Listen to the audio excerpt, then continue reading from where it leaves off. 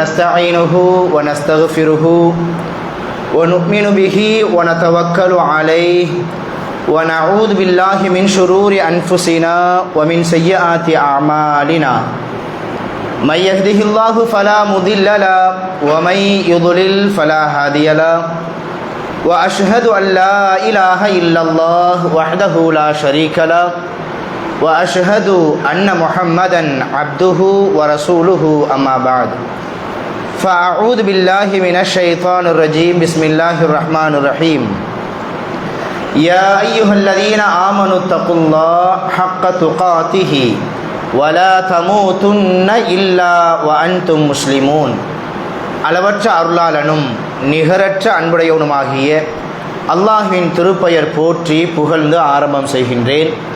அந்த ஏக இறைவனின் சாந்தியும் வற்றா கருணையும் இறுதி தூதர் முஹம்மது ரசூலுல்லாஹ் ஸல்லல்லாஹு அலைஹி வஸல்லம் அன்னவர்களின் மீதும் அன்னவர்கள் குடும்பத்தார்கள், தோழர்கள், தாபிஈன்கள், தபஉ தாபிஈன்கள், சத்தியத்தையும் ஏகத்துவத்தையும் நமக்கு எடுத்து சொன்ன இமாம்கள், குறிப்பாக சத்தியத்தை அறிந்து அதன் அடிப்படையில் நமது வாழ்க்கையை அமைத்து கொள்ள வேண்டும் என்கிற உயர்ந்த எண்ணத்தோடு அல்லாஹ்வின் இறை இல்லத்தில் ஒன்று கூடியிருக்கும் நம்மவர்கள் அனைவர்களின் மீதும் வந்து சேரட்டுமாக.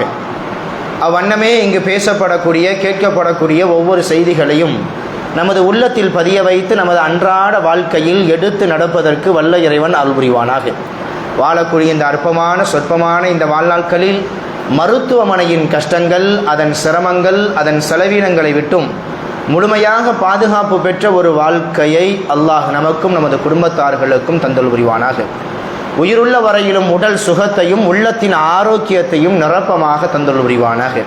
வாழும் காலங்களில் கடன் தொல்லையிலிருந்தும், வட்டியின் கொடூர பிடியிலிருந்தும், வறுமையின் பிடியிலிருந்தும், கோர விபத்திலிருந்தும், கொடிய நோய் நொடிகளிலிருந்தும், கெட்ட மௌத்திலிருந்தும், கெட்ட ஆட்சியாளரிடமிருந்தும் நம்மையும் நம் சமூகத்தையும் அல்லாஹ் ரப்புல் ஆலமீன் நிரந்தரமாக பாதுகாத்து அருள் புரிவானாக. ஹலாலான வழியில் சம்பாதித்து ஹலாலான வழியில் செலவழிக்கக்கூடிய நன்மக்களாக அல்லாஹ் ரப்புல் ஆலமீன் நம் அனைவர்களையும் வாழச் செய்வானாக என்ற பிரார்த்தனையோடு இந்த வருட ரமலானினுடைய முதல் நாள் இரவு தொழுகையை முடித்துவிட்டு முதல் நாள் உபதேசத்திற்காக வேண்டி நாமெல்லாம் அமர்ந்திருக்கிறோம். முதல் நாள் உபதேசத்தை ஆரம்பம் செய்கின்றேன். இன்ஷா அல்லாஹ் இன்றிலிருந்து பிறை 10 வரையிலும் குர்ஆன் சுன்னா கூறும் அழகிய உபதேசங்கள் என்கிற தலைப்பின் கீழ் மனித சமூகத்திற்கு தேவையான, பொதுவாக மனிதர்களுடைய வாழ்க்கையில் சில விஷயங்கள் கண்டிப்பாக சொல்லப்பட்டே ஆக வேண்டும், சில விஷயங்கள் கேட்கப்பட்டே ஆக வேண்டும். அல்லாஹ் ரப்புல் ஆலமீன் மனிதர்கள் சீராக, செம்மையாக, அழகாக வாழ்வதற்கும், அந்த வாழ்ந்து முடித்ததற்கு பிறகு அந்த மன்னரையை சந்திக்க இருக்கிறாங்கல்ல, அந்த மன்னரையில் நிம்மதியான உறக்கத்தை பெறுவதற்கும், அந்த உறக்கத்திற்கு பிறகு அந்த ஜன்னத்தை அடைவதற்கும் ரொம்ப ரொம்ப இலகுவான சில உபதேசங்களை நமக்கு சொல்லித் தருகிறார்கள்.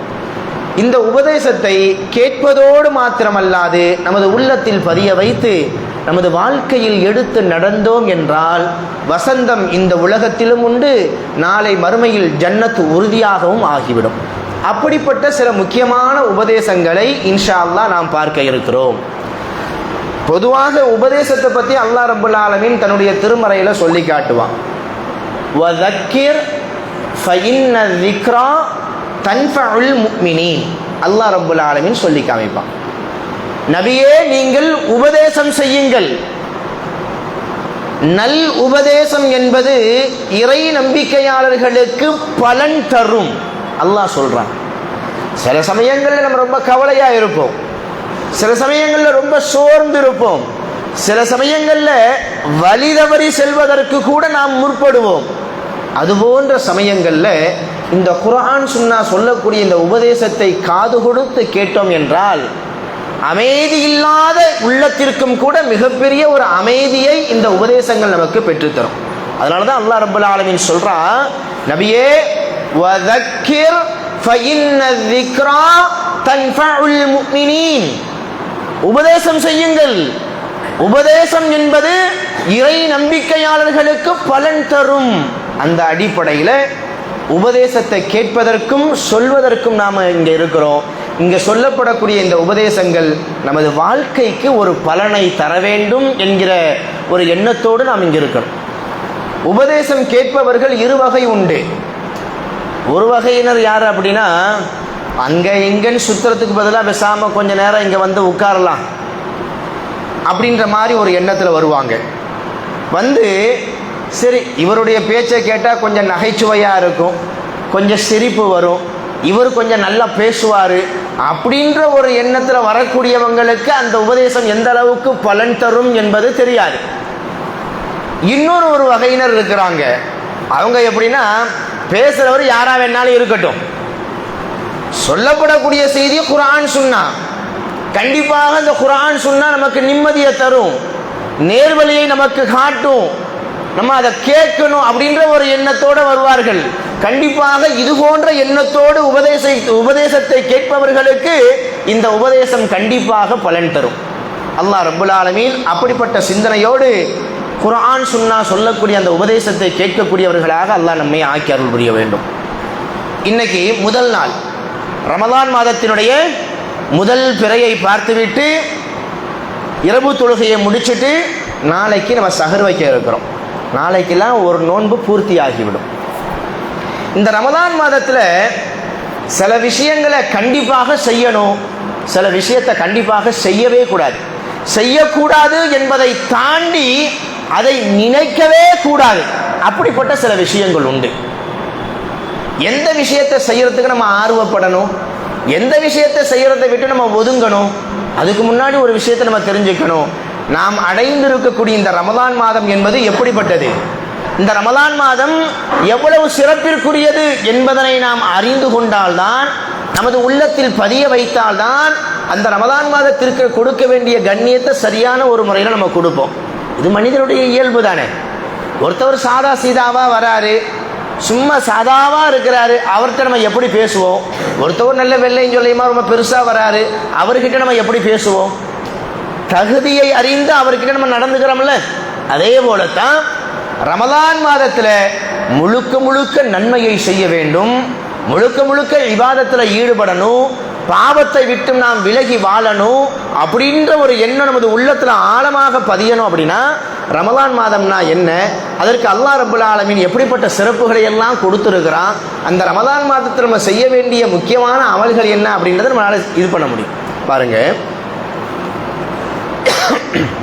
ஸல்லல்லாஹு அலைஹி வஸல்லம் சொல்றாங்க, திருமதி இமாம் தனது கிதாபில் இந்த செய்தியை பதிவு பண்ணுவாங்க. யாரு? திருமதி இமாம்.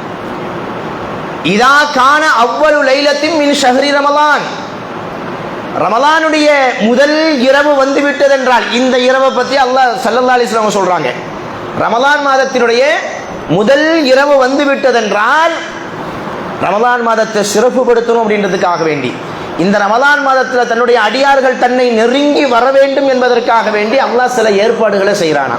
அதில் முதல் ஏற்பாடு என்ன தெரியுமா? சுஃபிதத்தி ஷயாத்தீன் வ மரதத்தில் ஜின், அட்டுழியம் செய்யக்கூடிய ஷைத்தான்களையும் ஜின்களையும் அல்லாஹ் ரப்புல் ஆலமீன் விலங்கிடுகிறான். மற்ற நேரங்களில் ஷைத்தான் நம்முடைய உள்ளத்தில் ஏற்படுத்தக்கூடிய அந்த ஊசலாட்டம் எப்படி இருக்கும், இந்த ரமலான் மாதத்தில் அந்த அளவுக்கு இருக்காது. தொடர்ச்சியாக பாவம் செய்யக்கூடியவர்கள் கூட இந்த ரமலான் மாதத்தில் சில பாவங்களை விட்டுருவாங்க. விடணும். இந்த நோன்பு, இந்த ரமலான் நம்ம கிட்ட அதைத்தான் எதிர்பார்க்குது. அல்லாஹ் ரப்புல் ஆலமீன் இதற்கு, இந்த ரமலானுக்குன்னு சொல்லிட்டு முதல் நாள் இரவுலையே அல்லாஹ் எப்படிப்பட்ட ஒரு சிறப்பை கொடுக்குறான்னா, என்னுடைய அடியார்கள் என்னின் பக்கம் நெருங்கி வரணும், அவங்க சொர்க்கவாதியாக ஆகணும், பாவங்களை எண்ணி வருந்தி திருந்தி அவர்கள் என்னிடத்தில் கையேந்தணும் அப்படின்றதுக்காக வேண்டி அல்லாஹ் என்ன ஏற்பாடு செய்கிறான்னா, மனிதர்களுடைய இரத்த நாணங்கள்ல எல்லாம் புகுந்து ஓடி கெட்ட எண்ணத்தை ஏற்படுத்தக்கூடிய அந்த ஷைத்தான்களையும் ஜின்களையும் அல்லாஹ் விலங்கிடுகிறானா. அடுத்து ரசூலுல்லாஹ் சொல்றாங்க, வகுல்லிகத் அபுவாபுன் நார், நரகத்தினுடைய எல்லா வாசல்களும் மூடப்பட்டு விடுகிறது. ஃபலம் யுஃப்தஹ் மின்ஹா பாபுன், அந்த நரகத்தினுடைய வாசல்கள்ல இருந்து எந்த வாசலும் திறந்து வைக்கப்படாது. வஃபுத்திஹத் அபுவாபுல் ஜன்னா, சொர்க்கத்தினுடைய வாசல்கள் எல்லாம் திறந்து வைக்கப்படுகிறது. ஃபலம் யுக்லக் மின்ஹா பாபுன், அந்த வாசல்கள்ல இருந்து எதுவுமே அடைக்கப்படாது. நரகத்தினுடைய வாசல்கள் அடைக்கப்படுகிறது, சொர்க்கத்தினுடைய வாசல்கள் திறக்கப்படுகிறது என்றால் இந்த ரமலானுடைய மாதத்தில் நம்ம நரகத்திற்கு செல்லாமல் சொர்க்கத்திற்கு செல்லக்கூடிய எல்லா வழிகளையும் அல்லாஹ் இலகுவாக்கி தருகிறான் என்பதனை நாம் சுருக்கமாக புரிந்து கொள்ள வேண்டும். அடுத்து அல்லாஹ் என்ன ஏற்பாடு செய்கிறான்னா, வயுனாதி முனாதி, இந்த ரமலான் மாதத்தினுடைய முதல் இரவுல அல்லாஹ் ரப்புல் ஆலமீன் ஒரு வானவரை ஏற்படுத்தி, அந்த வானவர் இந்த உலகத்தில் உள்ள எல்லா மக்களையும் பார்த்து அழைத்து சொல்கிறாராம். எப்படி? யா பாகியல் கைர், நன்மை செய்யக்கூடியவர்களே, நன்மையை கொள்ளையடிக்க வேண்டும் என்ற ஆர்வம் கொள்ளக்கூடியவர்களே, நன்மையின் பக்கம் முந்திக் கொள்ளுங்கள். வயா பாகிய ஷர், தீமை செய்யக்கூடியவர்களே, பாவத்தில் மூழ்கி இருப்பவர்களே, அக்ஸிர், உங்களுடைய பாவத்தை குறைத்துக் கொள்ளுங்கள், உங்களுடைய பாவத்தை நிறுத்திக் கொள்ளுங்கள் என்பதாக ஒரு அழைப்பாளர் இந்த ரமலானுடைய முதல் இரவுல இருந்து சொல்ல ஆரம்பிக்கிறாராம். அடுத்து ரசூல் ஸல்லல்லாஹு அலைஹி வஸல்லம் சொல்றாங்க, வலில்லாஹி உதகாஉ மினன் நார் வதாலிக குல்ல லைலா. இந்த ரமலானுடைய நாள்ல நரகவாதிகள்ல கொஞ்சம் பேரை அல்லாஹ் சொர்க்கத்துக்கு அதுல இருந்து விடுவிச்சுக்கிட்டே இருக்கிறானா. ஒவ்வொரு நாள் இரவும், ரமலானுடைய ஒவ்வொரு நாள் இரவும் இது நடந்துகிட்டு இருக்குது. எப்படிப்பட்ட சிறப்பு பார்த்தீங்களா? எவ்வளவு அல்லாஹ் ரப்புல் ஆலமீன் இந்த மாதத்தை எவ்வளவு கண்ணியப்படுத்துறான்னு பார்த்தீங்களா?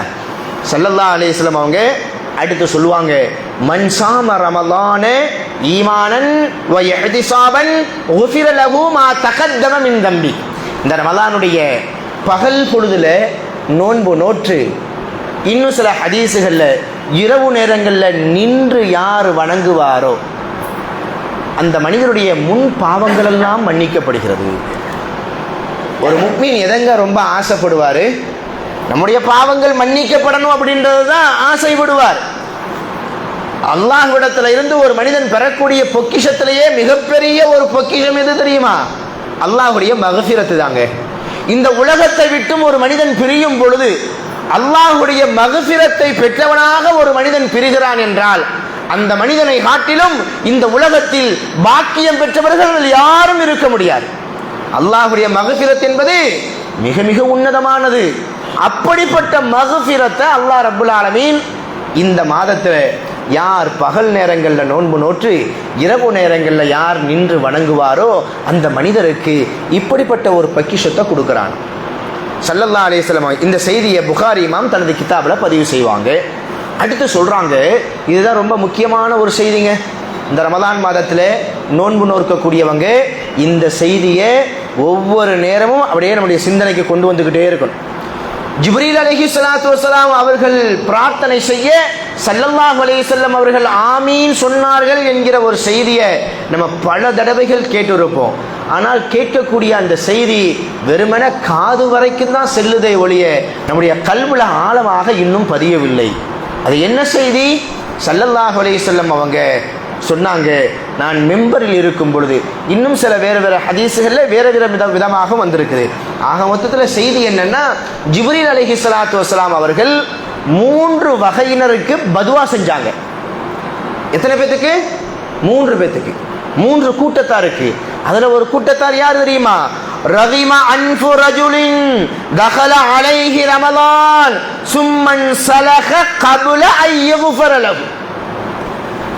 எந்த ஒரு மனிதன் ரமலான் மாதத்தை அடைந்து அந்த ரமலான் மாதத்தை தன்னுடைய மக்ஃபிரத்திற்குண்டான மாதமாக யார் ஆக்கிக் கொள்ளவில்லையோ அந்த மனிதனுடைய மூக்கு மண்ணை கவ்வட்டும், அதாவது அவன் நாசமாகட்டும் அப்படின்னு சொன்னாங்க. சொன்னது யாரு? ஜிப்ரீல் அலைஹிஸ்ஸலாம். அதற்கு மறுமொழியாக ஆமீன் கூறியது யாரு? ஸல்லல்லாஹு அலைஹி வஸல்லம். ஒரு விஷயத்தை நம்ம மனசுல பதிய வச்சுக்கணும். ஸல்லல்லாஹு அலைஹி வஸல்லம் இயல்பான குணம் என்ன தெரியுமா? தனக்கு தீங்கிழைத்தவர்களுக்கும் கூட நன்மை செய்வார்கள். யாரையும் அவ்வளவு சீக்கிரத்தில் பழிக்க மாட்டார்கள். தன்னை பழித்தவர்களையும் கூட மன்னித்து விட்டவர்கள். தன்னை பழித்தவர்களுக்கும் தன்னை அடித்தவர்களுக்கும் தன்னை துன்புறுத்தியவர்களுக்கும் பிரார்த்தனை செய்தவர்கள். அப்படிப்பட்ட கோமான் நபி ஸல்லல்லாஹு அலைஹி வஸல்லம் அவங்க எப்படிப்பட்ட ஒரு வார்த்தைக்கு ஆமீன் சொல்றாங்க? எந்த ஒரு மனிதர் ரமலான் மாதத்தை அடைந்தும் அந்த ரமலான் மாதத்தை தன்னுடைய மக்ஃபிரத்திற்குண்டான மாதமாக ஆக்கிக் கொள்ளாமல் எந்த மனிதனை விட்டும் அந்த ரமலான் கடக்கிறதோ செல்கிறதோ அந்த மனிதர் நாசமாகட்டும் அப்படின்னு சொன்னாங்க. இந்த கூட்டத்தில் நம்ம ஆயிடக்கூடாதுங்க, இந்த கூட்டத்தில் நம்ம சேர்ந்துடக்கூடாது. எத்தனையோ நோன்பாளிகள் நோன்பு வைக்கிறார்கள், அத்தனை நபர்களும் அல்லாஹ்விடத்தில் நோன்பாளிகளாக கணக்கிடப்படுகிறார்களா என்று பார்த்தால் கிடையாதுங்க. பசித்திருப்பதும் தாகித்திருப்பதும் மனைவியோடு ஒன்று கூடாமல் இருப்பது மட்டும்தான் நோன்பினுடைய நோக்கம் என்பதாக நினைத்து சில நோன்பாளிகள் இந்த நோன்பை நோக்கிறார்கள். இல்லை இல்லை, நோன்பினுடைய நோக்கம் மிக முக்கியமானது, உன்னதமானது. அல்லாஹ் ரப்புல் ஆலமீன் தன்னுடைய திருமறையில் சொல்லுவான், நோன்பு எதற்காக வேண்டி நோக்கப்படுகிறது, நோன்பினுடைய நோக்கம் என்ன. இதுக்கு முன்னாடி ஒரு 30-40 வருஷத்துக்கு முன்னாடிலாம் நோன்பு எதற்காக வேண்டி நோக்கப்படுது, அதனுடைய நோக்கம் என்ன அப்படின்னு கேட்டால் பல மக்கள் பலவிதமான பதில்களை சொல்லுவாங்க. அதில் ரொம்ப முக்கியமான ஒரு பதிலாக, செல்வந்தர்கள் பசியை உணர்ந்து மற்ற மக்களுக்கு உணவளிக்க வேண்டும் அப்படின்ற ஒரு காரணத்தை சொல்லுவாங்க. இன்னும் சில மக்கள் ஆரோக்கியமானவர்கள் இந்த நோன்பினுடைய மாண்பை புரிந்து கொண்டு அல்லாஹ் நமக்கு நோய் நொடியை தராமல் வச்சிருக்கிறானே அப்படின்ற மாதிரி நினச்சி இதில் இருந்து படிப்பினை பெற அப்படின்னு பலவிதமான காரணங்களை சொல்லுவாங்க. ஆனால் அல்லாஹும் அல்லாஹுடைய ரசூலும் இந்த நோன்பினுடைய நோக்கம் என்ன, எதற்காக வேண்டி நோன்பு நோக்கப்படுகிறது, அல்லாஹ் ரப்புல் ஆலமீன் இந்த நோன்பை கடமையாக்கியதினுடைய மக்சத் நோக்கம் என்ன என்பதனை தன்னுடைய திருமறையில் 2வது அத்தியாயம் 181வது வசனம். இதை ஒவ்வொரு நாள் சஹர்லையும் நம்ம எடுத்து படிக்கணும். எத்தனாவது அத்தியாயம்? 2வது அத்தியாயம் 183வது வசனம். இதில் அல்லாஹ் என்ன சொல்லுவான்னா, நான் எதுக்காக வேண்டி இந்த நோன்பை நான் கடமையாக்கி இருக்கிறேன் அப்படின்னு சொல்லுவான். அப்போ காலையில் நம்ம சஹர் வைக்கிறோம் பார்த்தீங்களா, அப்போ இந்த வசனத்தை எடுத்து படிக்கணும். அல்லாஹ் ரப்புல் ஆலமீன் நோன்பு நோக்க சொல்லியிருக்கிறான், சும்மா வெறுமன நோன்பு நோக்க சொல்லலை, எந்த நோக்கத்துக்காக வேண்டி நோன்பு நோக்க சொல்லியிருக்கிறான் அப்படின்றத இந்த வசனத்தை எடுத்து படிக்கணும். நம்ம இஃப்தாரில் இந்த வசனத்தை எடுத்து படிக்கணும், மற்ற நேரங்களில் எடுத்து படிக்கணும். ஏன்? நோன்பு நோக்கிறோம், சரி, அல்லாஹ் சொல்லக்கூடிய அந்த நோக்கம் வந்திருக்குதா இல்லையா அப்படின்றத நம்ம சிந்திச்சு பார்க்கணுமா இல்லையா? அப்போ அல்லாஹ் ரப்புல் ஆலமீன் சொல்றான், யா அய்யுஹல்லதீன ஆமனு குதிப அலைக்குமுஸ் ஸியாம் கமா குதிப அலல்லதீன மின் கப்லிக்கும் லஅல்லக்கும் தத்தகுன். இறை நம்பிக்கையாளர்களே, உங்களுக்கு முன் சென்ற சமுதாயத்தின் மீது கடமையாக்கப்பட்டதை போல இந்த நோன்பை உங்கள் மீதும் நாம் கடமையாக்கி இருக்கிறோம். எதுக்காக வேண்டி? லஅல்லக்கும் தத்தகுன், நீங்கள் இறையச்சமுடையவர்களாக ஆக வேண்டும் என்பதற்காக, நீங்கள் இறையச்சமுடையவர்களாக ஆகக்கூடும் என்பதற்காக வேண்டி. அப்போ இந்த நோன்பினுடைய மக்சது நோக்கம் என்ன? தக்வா. ஒவ்வொரு நாளும் நம்மை நாமே பரிசோதனை செய்யணும். ஒவ்வொரு நாளும் இஃப்தாரை முடிச்சுட்டு இரவு தொழுகையை முடிச்சுட்டு தூங்குறதுக்கு முன்னாடி, இன்னைக்கு ஒரு நாள் நோன்பு நம்மளை விட்டு கழிஞ்சிருச்சு, ஒரு நாள் நம்ம நோன்பு நோற்று இருக்கிறோம், இன்னைக்கு நம்மக்கிட்ட என்ன தக்வா அதிகரிச்சிருக்கு. தக்வானா என்னங்க? இறையச்சம்னா என்ன? சில சமயங்களில் சில இபாதத்துகள் நம்ம வேணும்னே விட்டுருவோம். அற்ப சொற்பமான விஷயத்துக்காக வேண்டி சில முக்கியமான இபாதத்துகளை விட்டுருவோம். அதற்கு என்ன காரணம்னா, நம்மக்கிட்ட தக்வா இல்லைன்னு அர்த்தம். சில சமயங்களில் பெரும் பாவத்தை கூட ரொம்ப சர்வ சாதாரணமாக செஞ்சுருவோம், எந்த ஒரு உறுத்தலுமே இருக்காது. பெரிய பாவம், மிகப்பெரிய பாவத்தை கூட சர்வ சாதாரணமாக நம்ம செஞ்சிருவோம். செஞ்சு முடிச்சுட்டு ஐயோ இந்த பாவத்தை செஞ்சிட்டமே அப்படின்ற ஒரு உறுத்தலே இல்லாம சர்வ சாதாரணமாக நம்ம நடந்துக்கிடுவோம். நைட்டு தூங்கும் போது பாக்கெட்டில் ஒரு 5000 ரூபா வச்சிருப்போம், ஹேங்கரில் நைட்டு தொங்க போடுவோம். காலையில் எழுந்திருச்சு அந்த சட்டையை மாட்டும் பொழுது பாக்கெட்டில் கை விடுவோம், 5000 ரூபாய் இருக்காது. அப்படி இல்லைன்னா ஒரு மனிதனுடைய நிலைமை எப்படி இருக்கும்? பெரிய செல்வந்தராக இருந்தாலும் கூட நைட்டு தூங்கும் போது ஒரு 5000 ரூபாய் பாக்கெட்டில் வச்சுருந்தோம், காலையில் எழுந்திரிச்சு பார்த்தா இல்லை, ரொம்ப சந்தோஷமாக இருக்குது அப்படின்னா இருப்பாங்க. நல்ல வேலை என் பாக்கெட்லேருந்து ஒரு 5000 ரூபாய் காணா போயிடுச்சு, ரொம்ப சந்தோஷம் அப்படின்னா இருப்போம். எப்படி இருப்போம்? அவ்வளோதான், பிபி ஹையில் போயிடும், சட்டி சாமான்லாம் உடைய ஆரம்பிச்சிடும். நேற்று நைட்டு தான் என்ன செஞ்சுருப்போம், மனைவியை மானே தேனே பூமானேன்னு என்ன கொஞ்சிருப்போம், எல்லாம் மாறி தலகீழா ஓடும். எதுக்காக வேண்டி? ஒரு 5000 ரூபாய்க்காக வேண்டி ஒரு 5000 ரூபாய்க்காக வேண்டி அவ்வளவு டென்ஷன் ஆகிறோம், அவ்வளவு கோபப்படுறோம். எத்தனை நாட்கள் ஃபஜ்ரு தொழுகாம 7 மணிக்கு 8 மணிக்கு நம்ம எஞ்சிருப்போமா இல்லையா? எழுந்திருச்ச உடனே ஐயோ இன்னைக்கு ஃபஜ்ரு தொழுக போயிடுச்சு, என்னைக்காச்சும் நம்ம வருத்தப்பட்டிருப்போமா? இன்னைக்கு ஃபஜ்ரு தொழுக போயிடுச்சு, நான் டீ குடிக்க மாட்டேன், டிஃபன் சாப்பிட மாட்டேன், வேண்டாம், அல்லாஹ்வுடைய பொறுப்புல இருந்தே நான் நீங்கிட்டேன், எனக்கு எதுக்கு உணவு, எனக்கு எதுக்கு டீ, என்னைக்காச்சும் ஒரு நாள். இந்த மாதிரி பாவங்கள், பாவத்திலேயே பெரிய பாவம் இதுதாங்க விபச்சாரம்.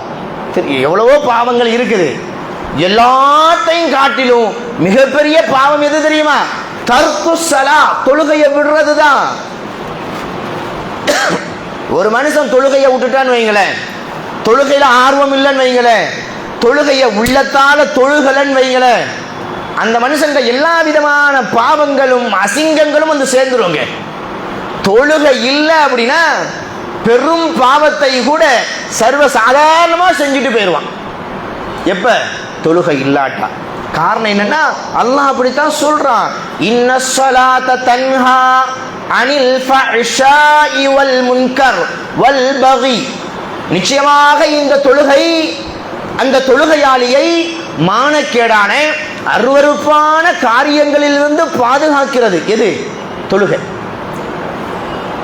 அப்ப நமக்கு ஒரு சந்தேகம் வரும், தொழுகை பாவமான காரியங்கள்ல இருந்து தொழுகையாளியை பாதுகாக்குது அப்படின்னா இன்னைக்கு பெரும்பாலும் தொழுகையை தொழக்கூடியவர்கள் பாவம் செய்யத்தானே செய்யறாங்க, அசிங்கமான காரியத்தை செய்யத்தானே செய்யறாங்க, மற்றவங்களுக்கு நோவினை கொடுக்கத்தானே செய்யறாங்க.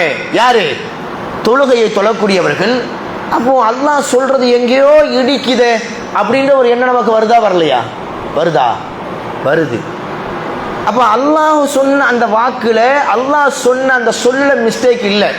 அல்லாஹ் என்ன சொல்றான்னா, தொழுகையாளிகள் மானக்கேடான விஷயத்தை செய்ய மாட்டாங்க, தொழுகையாளிகள் அருவருப்பான காரியத்தை செய்ய மாட்டாங்க, தொழுகையாளிகள் உறவுகளை முறிக்க மாட்டாங்க, தொழுகையாளிகள் மற்றவர்களை ஏமாற்ற மாட்டாங்க, தொழுகையாளிகள் மற்றவர்களின் சொத்தை அபகரிக்க மாட்டாங்க, தொழுகையாளிகள் ஹராம் ஹலால ரொம்ப பயந்து வாழுவாங்க. அல்லாஹ் சொல்றது உண்மைதான், தொழுகையாளிகள் கண்டிப்பாக இந்த பாவத்தை செய்யவே மாட்டாங்க.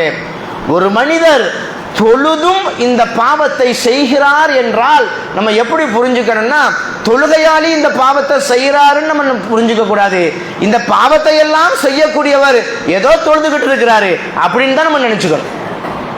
புரியுதுங்களா? ஏன் அப்படின்னா இந்த தொழுகைக்கு உண்மையிலேயே அப்படிப்பட்ட சக்தி இருக்குதுங்க. காலம் தொட்டு காலம் தொட்டு பரம்பரை பரம்பரையாக செய்த பாவத்தை கூட மறக்கடித்த விட்டொழித்த ஒரு சக்தி எதுக்கு இருக்கிறது? அந்த தொழுகைக்கு இருக்குது. சஹாபாக்களை பத்தி அல்லாஹ் ரப்பல் ஆலமீன் குர்ஆன்ல எப்படி சொல்லுவான் தெரியுமா?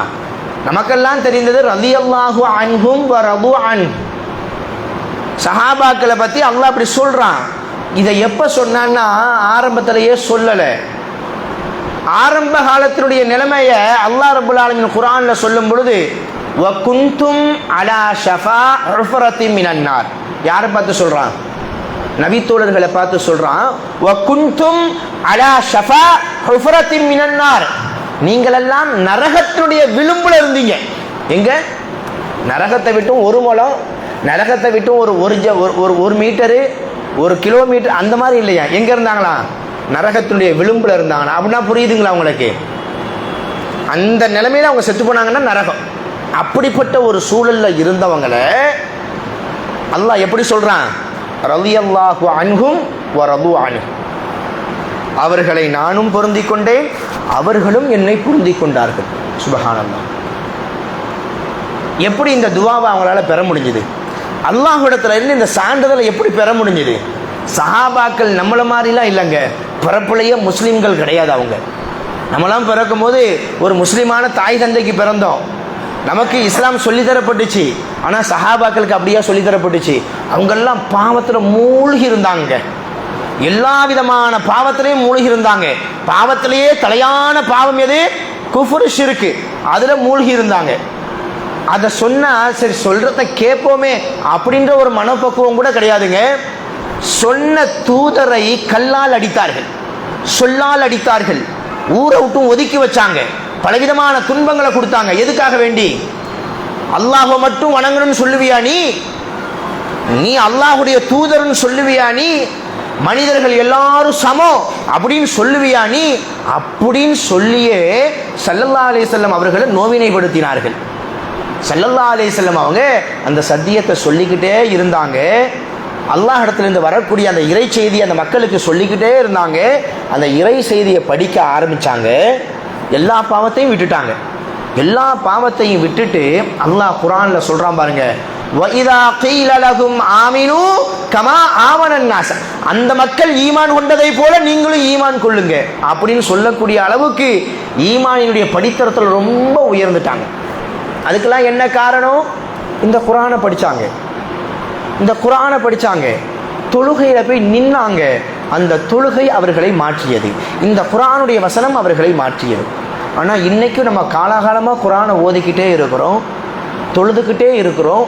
நம்மக்கிட்ட மாற்றம் இல்லாமல் இருக்குதா? அதுக்கு என்ன காரணம்?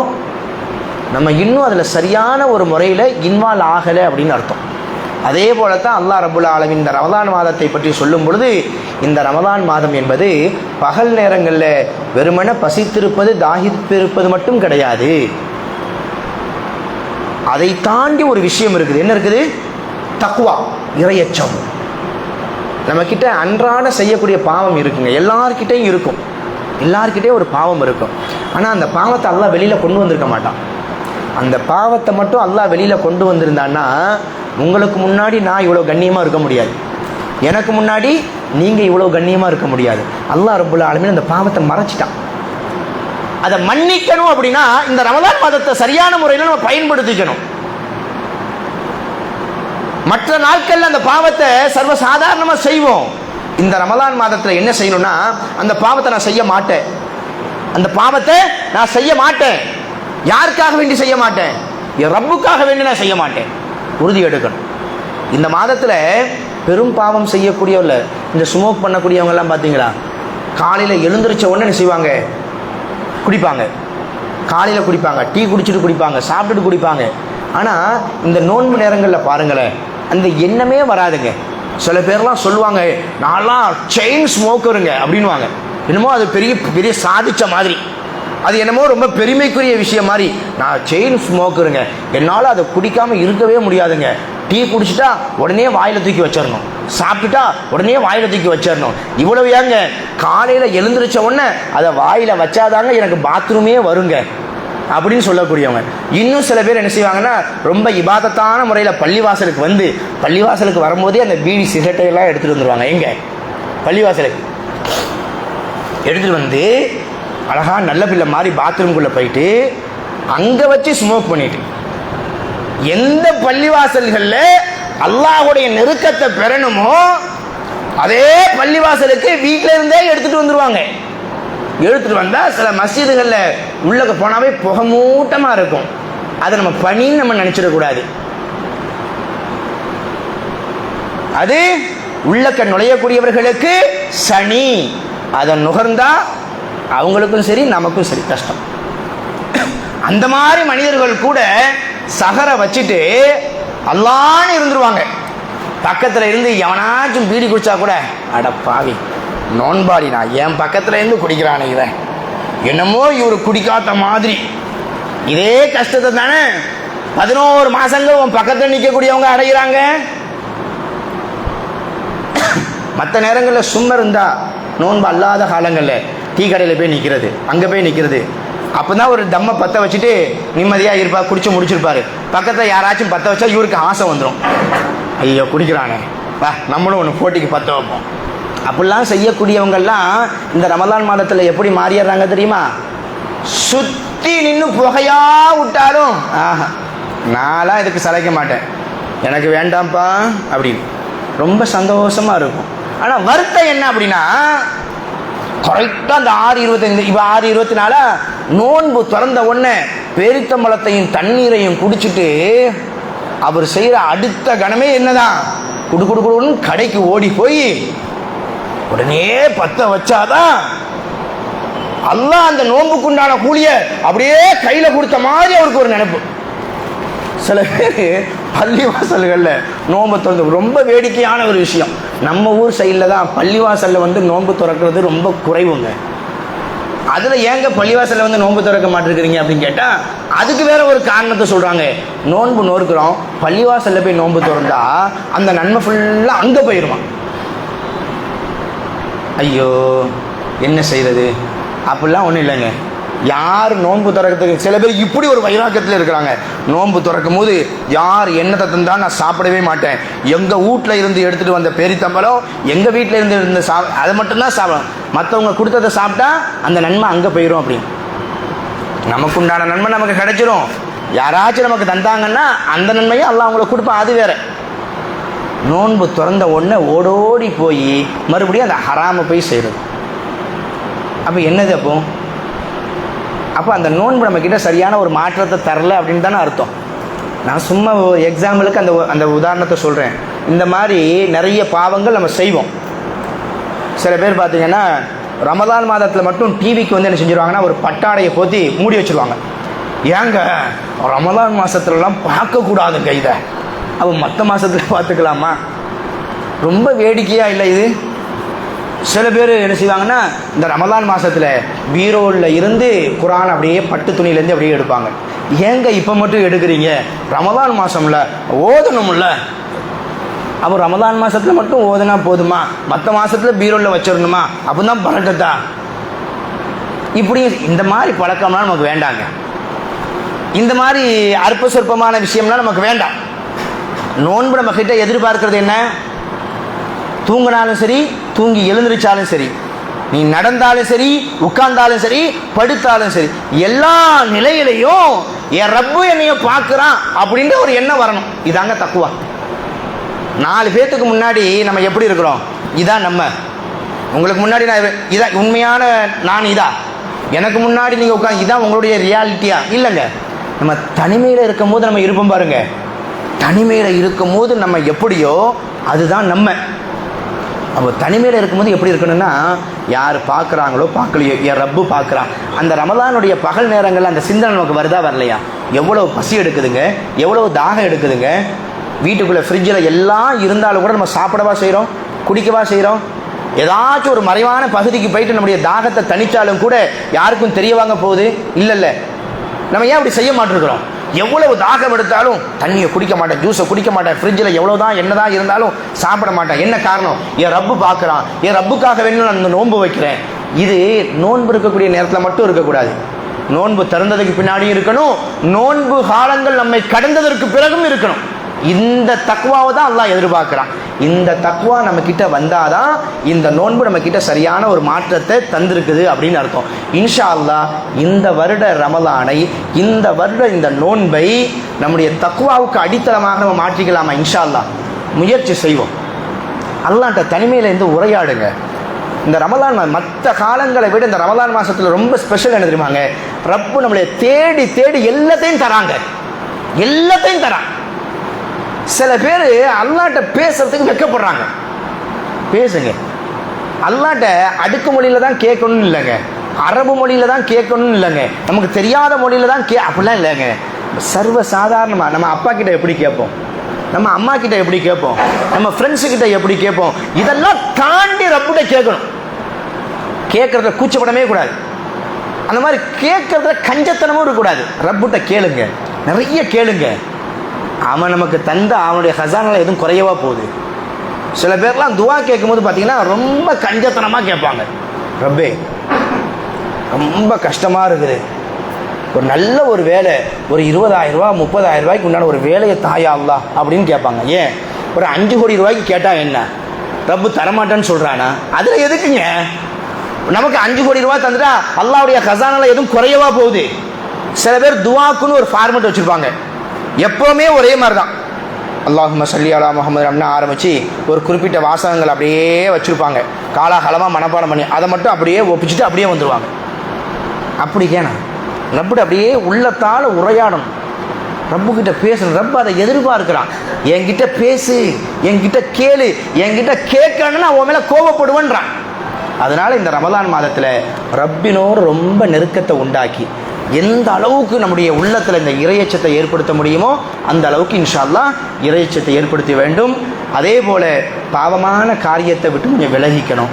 இரவு நேரங்களில் இந்த வாலிபர்களுக்கு நம்ம சொல்லிக்கிறோம், ரமலானுடைய இரவு நேரம் என்பது இபாதத்துக்கு உண்டான ஒரு நேரம். பைக் எடுத்துகிட்டு சுற்றுறது அல்லது வீட்டுக்கு முன்னாடி மற்றவங்களுக்கு டிஸ்டர்ப் ஏற்படுத்துகிற மாதிரி ஷெட்டில் காக் விளையாடுறது, கபடி விளையாடுறது, இந்த மாதிரி விஷயங்கள் வேண்டாம். மற்ற நாட்கள்லையும் செய்யக்கூடாது. குறிப்பாக இந்த ரமலானுடைய காலங்களில் நன்மையை செய்யணும், இல்லையா தூங்கிடணும். மற்றவங்களுக்கு இடையூறாக இருக்கக்கூடாது. மற்ற காலங்களை விட இப்போ நம்ம ஊரில் புதிய ஃபேஷன் என்ன தெரியுமா? ரமலான் மாதத்தில் இரவு நேரங்கள் முழுவதும் டீ கடை திறந்து வச்சுருக்கு. சில கடைகளில் எப்போனாலும் வாங்க, குடிச்சுக்கிட்டே இருங்க, பேசிக்கிட்டே இருங்க அப்படின்ற மாதிரி இரவு நேரங்களில் முழுக்க கடைகள் இருக்கக்கூடிய சில இடங்கள்லாம் இருக்குது. அங்கெல்லாம் போயிட்டு நேரத்தை கழிக்காமல் முடிஞ்ச அளவுக்கு இரவு நேரங்களில் இபாதத்தை செய்யணும். அப்படி இல்லையா என்ன செஞ்சிடணும்? தூங்கிடணும். இந்த இரவு நேரங்களில் தஹஜ்ஜுடைய நேரம் இருக்குது, இதெல்லாம் ரொம்ப பாக்கியமானது. அதையெல்லாம் இந்த ரமலானுடைய மாதத்தில் நாம் சாதாரணமாக கழித்து விடக்கூடாது.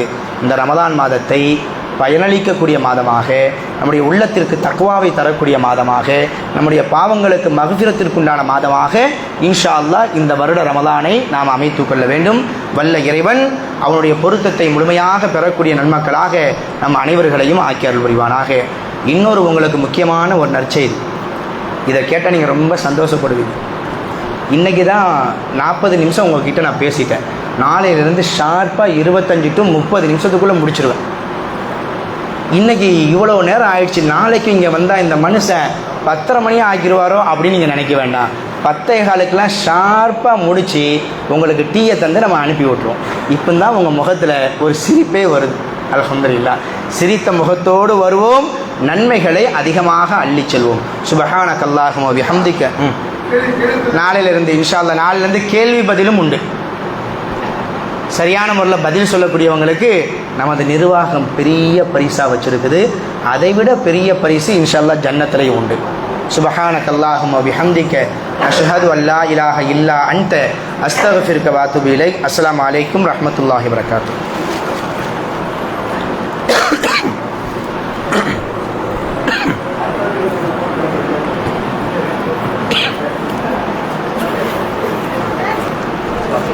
வலைக்கும் ஸலாம்.